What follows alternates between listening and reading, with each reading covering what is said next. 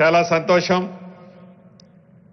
ఆనాడు ఎన్నికల ముందు ఏదైతే మన నాయకులు రాహుల్ గాంధీ గారు కానీ ఆనాటి పిసిసి అధ్యక్షులు ఈనాటి మన ప్రీతమ ముఖ్యమంత్రి గారు రేవంత్ రెడ్డి గారు కానీ ఇప్పటి డిప్యూటీ చీఫ్ మినిస్టర్ గారు ఆనాడు మన ప్రతిపక్ష నాయకులు భట్టి గారు కానీ మేమందరం కానీ మీ దీవెనలతో ప్రజా ప్రభుత్వం ఏర్పడి ఇందిరమ్మ రాజ్యం వచ్చిన తర్వాత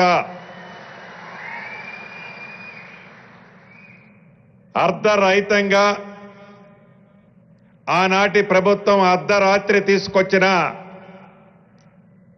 ఏ చట్టం రెవెన్యూ చట్టాన్ని తీసుకొచ్చి ప్రజలను ఇబ్బంది పెట్టిందో ధరణి అనే ఒక భయంకరమైన భూతాన్ని ప్రజలకి ఇబ్బంది కలగకుండా దాన్ని అరేబియా మహాసముద్రంలో వేస్తామని చెప్పిన మాట ప్రకారం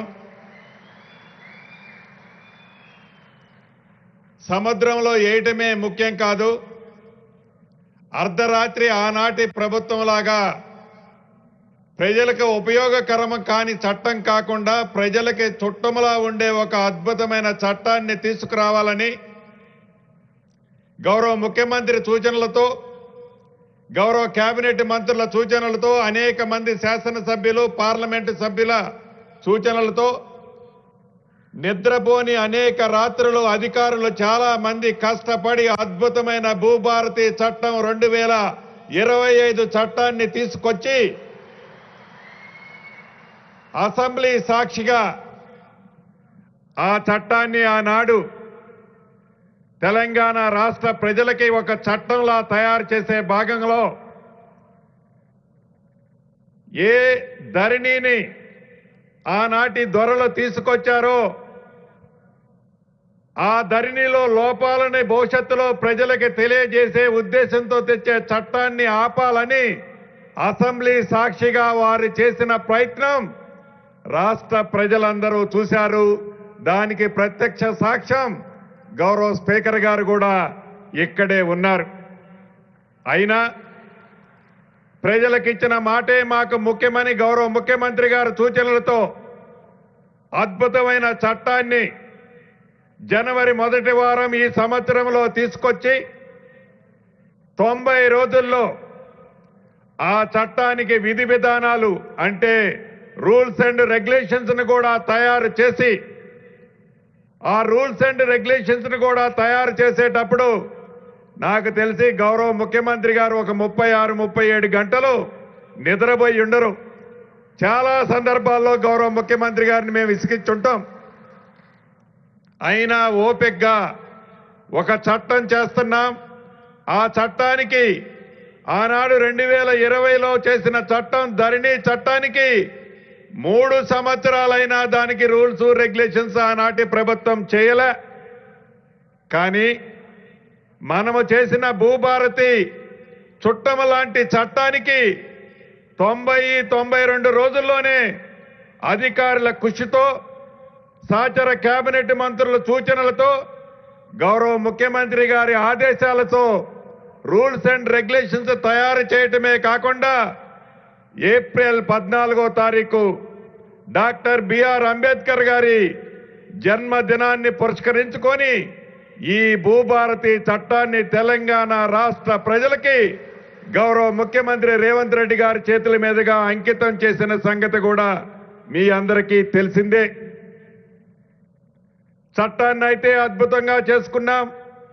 ఈ చట్టం దేశంలో అన్ని రాష్ట్రాలకు ఒక రోల్ మోడల్గా ఉండే విధంగా ఎక్కడా చిన్న లోపాలు లేకుండా బ్రహ్మాండమైన చట్టాన్ని తయారు చేసుకొని దానికి విధి విధానాలు నిర్మించుకొని ఆ చట్టం ఆధారంగా ప్రజలలోకి ఆనాటి ధరణితో ఇబ్బంది పడ్డ ప్రజలని విముక్తులని చేయటం కోసం ముఖ్యంగా భూములున్న ఆసాములకి పూర్తి భద్రత కల్పించే విధంగా ఆనాటి దొరల ఆలోచనలకి భిన్నంగా ప్రజా ప్రభుత్వం పేదవాడి భరోసా ఇచ్చే విధంగా పేదవాడి ఆత్మ గౌరవానికి ఎన్నుదండుగా ఉండే విధమైన ఈ చట్టంతో 3 విడతల్లో పైలట్ గా 4 మండలాల్లో రాష్ట్ర వ్యాప్తంగా చేశాం.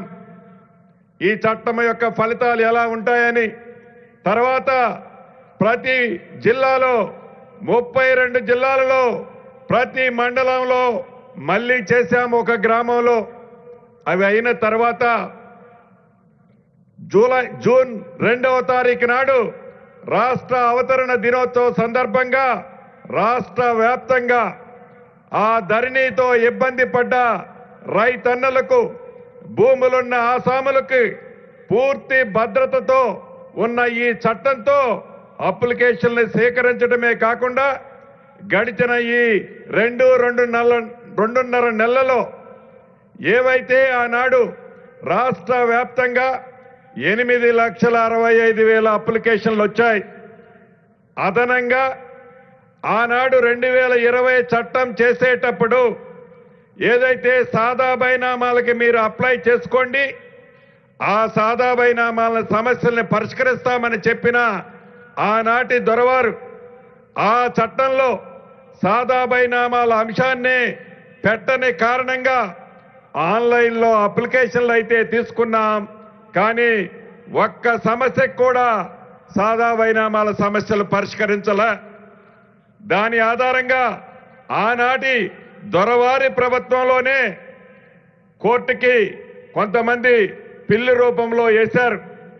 అంటే సాదా బైనామాలకు సంబంధించిన 9,26,000 అప్లికేషన్లతో పాటు 8,65,000 అప్లికేషన్లు మళ్ళీ రెగ్యులర్గా వారి కష్టాలు బాధలకు సంబంధించిన అంశాలు అప్లికేషన్ల రూపంలో ఈ భూభారతి చట్టం వచ్చిన తర్వాత గ్రామానికి రెవెన్యూ అధికారులే ధరణిలాగా చెప్పులు అరిగిందాకా ఎంఆర్ఓ చుట్టూ, ఆర్డీఓ చుట్టూ, అడిషనల్ కలెక్టర్ చుట్టూ, కలెక్టర్ చుట్టూ, సిసిఎల్ఐ చుట్టూ తిరగకుండా రాష్ట్ర యంత్రాంగం, రెవెన్యూ యంత్రాంగమే గౌరవ ముఖ్యమంత్రి రేవంత్ రెడ్డి గారు సూచనలతో మీ రెవెన్యూ గ్రామానికి మీ ఇంటి వద్దకే రెవెన్యూ అధికారులను పంపించి మీరిచ్చిన 8,65,000 అప్లికేషన్ని ₹1 కూడా ఛార్జీ చేయకుండా తీసుకోవటం జరిగిందని ఈ వేదిక ద్వారా ఒక్కసారి రాష్ట్ర ప్రజలకి గుర్తు చేస్తున్నాను. అంతేకాదు, వీటిని పరిష్కరించే దాంట్లో భాగంగా 3 అడ్డంకులున్నాయి. మొదటిది ఏదైతే సాదా బైనామాలకు సంబంధించిన అంశం, ఆనాటి దొరవారు చేసిన తప్పిదాల వల్ల కోర్టులో ఆ కేసు స్టేలో ఉంది. ఆనరబుల్ కోర్టులో భూభారత్ వచ్చిన తర్వాత ఏజీ గారితో గౌరవ ముఖ్యమంత్రి గారు కేబినెట్ అనేక పర్యాయాలు చర్చించి ఆ స్టేని గడిచిన వారం రోజుల కిందే ఆనరబుల్ కోర్టు నుంచి దాన్ని స్టేని వెకెట్ చేయించుకోవడం కూడా జరిగింది. ఆ 9,26,000 అప్లికేషన్లు ఏవైతే ఉన్నాయో దాంట్లో న్యాయపరమైన ఎలిజిబుల్ ఉన్నాయి. తప్పకుండా గౌరవ ముఖ్యమంత్రి గారి సూచనలతో వాటిని పరిష్కరించే కార్యక్రమాన్ని వడివడిగా చేపట్టబోతున్నాం. రెండో అంశం, ఆనాటి దొరవారు చెప్పిన కార్యక్రమం, ఆనాటి దొరవారి మాట వినలేదని అర్ధరాత్రి ప్రతి గ్రామంలో ఉండే రెవెన్యూ వ్యవస్థ, అది విఆర్ఓలు కావచ్చు, విఆర్ఏలు కావచ్చు, వారందరినీ ఒక్క పెన్ను పోటుతో రోడ్డును పడేశారు. ఏ రెవెన్యూ గ్రామంలో రెవెన్యూ వ్యవస్థ లేదు. ఏదన్నా ప్రకృతి విపత్తు వస్తే, అంటే మొన్న కామారెడ్డిలో వచ్చినట్లు, అంతకుముందు ఖమ్మం జిల్లాలో వచ్చినట్లు, గోదావరి పరివాహక ప్రాంతాల్లో వచ్చినట్లు ఏదైనా విపత్తు వస్తే ఆ విపత్తును కూడా ప్రత్యక్షంగా చూసి ఆ రెవెన్యూ అధికారులు ఆర్డీఓ గారికో కలెక్టర్ గారికో చెప్పే వ్యవస్థ కూడా లేదు అనే జ్ఞానం కూడా లేకుండా ఆ వ్యవస్థని రోడ్డు మీద ఆనాటి ప్రభుత్వం పడేసిపోతే, మీ దీవెళ్లతో వచ్చిన ఈ ప్రజా ప్రభుత్వం ఎన్నికల ముందు చెప్పిన మాట ప్రకారం రాష్ట్రంలో ఉన్న 10,954 రెవెన్యూ గ్రామాలకు మన ప్రభుత్వం అంటే ఇందిరమ్మ ప్రభుత్వం వచ్చిన తర్వాత రెవెన్యూ అధికారుల్ని ఇస్తామన్న మాట ప్రకారం ఈనాడు క్లస్టర్లుగా చేసి 6,860 క్లస్టర్లు చేసి ఈరోజు గౌరవ ముఖ్యమంత్రి రేవంత్ రెడ్డి గారి చేతుల మీదుగా వారికి సర్టిఫికెట్లు ఇచ్చి ప్రతి రెవెన్యూ గ్రామానికి రెవెన్యూ అధికారిని బాధ్యతాయుతమైన అధికారిని నియమించే కార్యక్రమాన్ని ఈరోజు నెరవేర్చుకోబోతున్నాం. ఇక మూడో అంశం ఒక్కటి ఉంది. ఇందాక సెక్రటరీ గారు చెప్పినట్లు సర్వేర్ల అంశం ఇది పెద్ద సమస్య. ఒక్క హైదరాబాదు పట్టణంలోనే కాదు, మారుమూల గిరిజన ప్రాంతమైన సీతక్క లాంటి కాన్స్టిట్యున్సీ, ములుగు లాంటి ప్రాంతంలో కూడా ఈ సర్వేల సమస్య తీవ్రమైన సమస్య. గట్టు పంచాయతీలు, భూమి ఎక్కువ ఉందని తక్కువ ఉందని, అన్నదమ్ముల పంచాయతీలు, ఇతరత్ర అనేక సమస్యలతో ఈ భూ పరిష్కారం, భూమి సమస్యలు పేరుకుపోయిన మాట వాస్తవం. దీన్ని ఎలా పరిష్కరించాలన్నది దేశంలోని అనేక రాష్ట్రాలకి మన రెవెన్యూ సిబ్బందిని పంపించి అనేక రాష్ట్రాల్లో ఉన్న మోడల్స్ని సేకరించి చివరికి ప్రభుత్వ పక్షాన ఈనాడున్న 318 సర్వేర్లకు అదనంగా ఇంకా ఒక 800 చిల్లర సర్వేర్లని గవర్నమెంట్ సర్వేర్లని అపాయింట్ చేస్తూ అదనంగా రాష్ట్ర వ్యాప్తంగా 7,000 మంది లైసెన్స్ సర్వేర్లను కూడా రాబోయే ఉగాది నాటికి రాష్ట్ర ప్రజలకి వాళ్ళను కూడా అంకితం చేయటం జరుగుద్దని కూడా ఈ వేదిక ద్వారా మీకు తెలియజేస్తున్నాను. ఈ 3 సమస్యలతో రాబోయే రోజుల్లో ఒక భూభారతిలో వచ్చిన అప్లికేషన్లే కాదు, సాదా బైనామాల అంశమే కాదు, ఎప్పుడో 30 సంవత్సరాల క్రితం ప్రభుత్వం వివిధ ప్రాజెక్టుల కోసం భూసేకరణలు చేస్తే ఆ భూసేకరణలు చేసిన భూములు ఇంకా కొన్ని ప్రాంతాలలో రైతుల పేర్లతోనే ఉన్నాయి. వాటిని ఇంకా రైతులు ఆ పానీ నకల్లో, ఆ పానీలో కొన్ని ప్రాంతాల్లో వారి పేర్లే కనిపిస్తున్నాయి.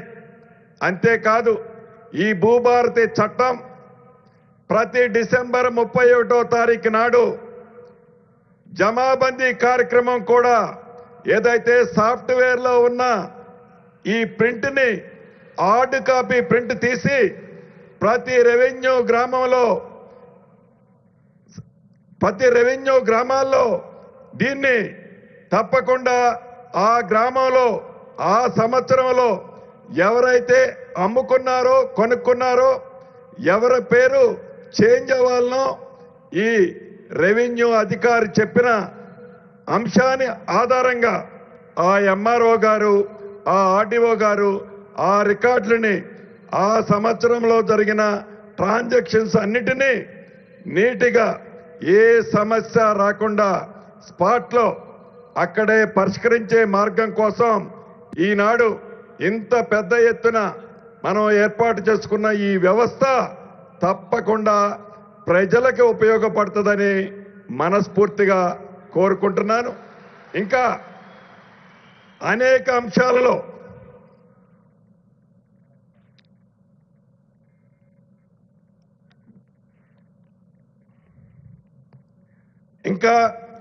అంశాలలో ఈ జీపీఓలు ఎవరైతే ఈనాడు నియమిస్తున్నామో రాబోయే రోజుల్లో నియమించుకునే సర్వేర్లు కానీ ఇతరత్ర తప్పకుండా ఈ రాష్ట్ర ప్రజలకు, ముఖ్యంగా రైతన్నలకు ఏ ఉద్దేశంతోనైతే ఈ భూభారతి చట్టం అనే చట్టాన్ని తీసుకొచ్చామో తప్పకుండా చుట్టముల రాష్ట్ర ప్రజలందరికీ కూడా ఉపయోగపడే విధంగా ఒక మంచి ఉద్దేశంతో, ఒక మంచి ఆలోచనతో ఈ ప్రజా ప్రభుత్వం మన ఇందిరమ్మ ప్రభుత్వంలో మనందరం నాతో సహా భాగస్వాములమయ్యా మీనాడు రెవెన్యూ డిపార్ట్మెంట్లో మీ అందరితో కలిపి నాతో సహా ఈ వేదిక ద్వారా మనం ఒక సందేశాన్ని రాష్ట్ర ప్రజలకి ఇవ్వాల్సిన అవసరం ఉంది.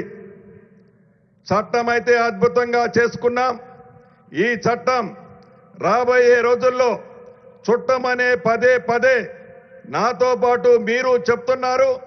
ఈ చెప్పేదాన్ని రాష్ట్ర ప్రజలకి నాతో సహా మనందరం ఒక ప్రతిజ్ఞ కూడా చేయాల్సిన అవసరం ఉంది. కాబట్టి తప్పకుండా అందరూ లెగిచి మీ రైట్ హ్యాండ్ని ముందుకు సాపి నేను చెప్పింది మీరు చెప్పాలని మనస్ఫూర్తిగా కోరుకుంటూ